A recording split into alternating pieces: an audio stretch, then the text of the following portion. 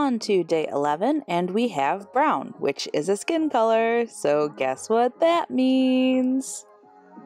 Yep, cute girl, 100%. What can I say? I am nothing if not predictable. And not only is it going to be a cute girl, it's going to be a cute girl with a big ol' afro. Aha! I found the dress in this image on Pinterest after searching for a black and white dress, because I wanted to do something different than on day 3, so instead of a shirt and pants, I decided to do a one-piece.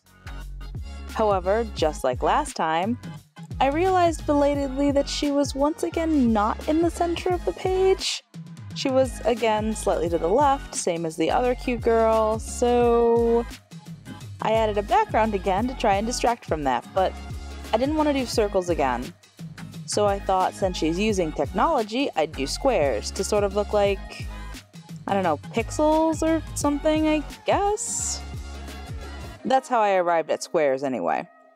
Some of them I tried to make fade out with little gradients to kind of make them look like they were dematerializing or something, I guess.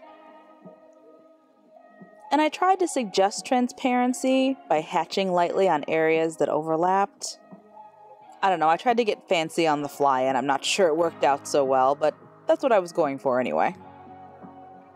You'll notice she doesn't have a face. I actually do art like that a lot. If you've seen my old prints before, I used to do this stylized sort of person with vectors and no face detail a lot. It's just a style choice, I think it looks cool. The last thing I did was go back and add some more highlights and details to her big ol' afro, and then brown was check, done. See you tomorrow for the next one.